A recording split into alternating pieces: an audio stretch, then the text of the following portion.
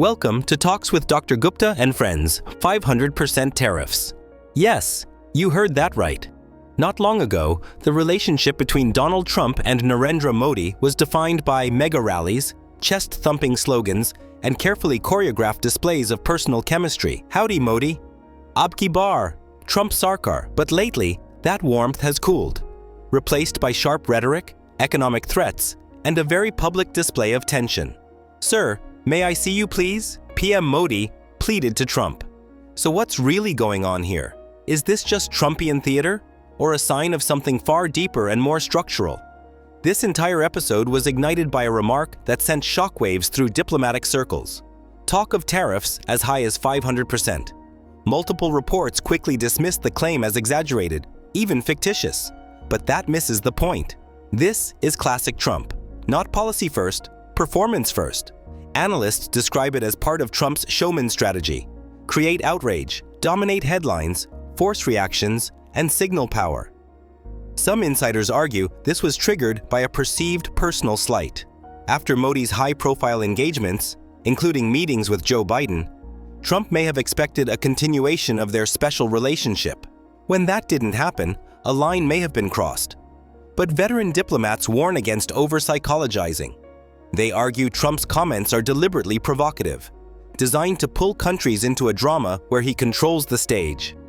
React emotionally, and you fall straight into the trap. Behind the theatrics lies something far more serious: economic leverage. The tariff threat is not just about trade deficits. It's explicitly tied to Russian oil. Trump has framed tariffs as punishment for countries that continue buying Russian crude. This transforms tariffs from a trade tool into a geopolitical weapon. And that puts India in an extraordinarily difficult position. The United States is India's largest trading partner. It's the only major partner among India's top 5 where India runs a trade surplus. India sells far more to the US than it buys. Any disruption to US market access would be economically painful. After the Ukraine war, India's imports of discounted Russian crude surged, from 2% of total imports to a peak of 35%. Under sustained US pressure, those numbers have reportedly been reduced. A clear sign that American leverage does work. But the cost is strategic discomfort. Energy security, inflation control, and foreign policy autonomy are now colliding in real time. Inside India's strategic community, this has triggered a fierce debate. School 1: Strategic patience.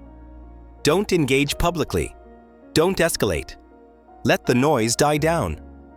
Protect the long-term US-India relationship quietly, behind the scenes. Supporters argue the partnership is too important to sacrifice on the altar of ego politics. School 2: Strategic assertion. Silence risks being read as weakness. Concessions can become precedents. Standing firm matters, especially domestically. Critics invoke an old Indian proverb: Chaube ji gaye, chabbe ji banne, aur dube ji bankar laute. The fear is that by constantly accommodating pressure, India may slowly lose ground it already holds. This moment cannot be understood in isolation. It sits squarely within Trump's America First doctrine: multilateralism to transactionalism, rules to deals, alliances to leverage. The US exit from the Paris Climate Accord, the Iran nuclear deal, and notably, the International Solar Alliance, was not random. The ISA was a flagship Indian diplomatic initiative, and the US withdrawal was perceived as a direct blow to India's global leadership ambitions. Analysts also note something telling: Trump's confrontational style often softens when dealing with leaders like Vladimir Putin and Xi Jinping. Pressure on India, some argue, reflects a belief that it is a power that can be pushed. India today is walking a geopolitical tightrope with 3 simultaneous pressure points. Economic: avoid crippling tariffs and market access loss. Geopolitical: maintain strategic autonomy between the US and Russia. Political: manage domestic opinion, pride, and perception of strength. Each pull leads in a different direction, and there are no easy choices. This isn't just India's dilemma.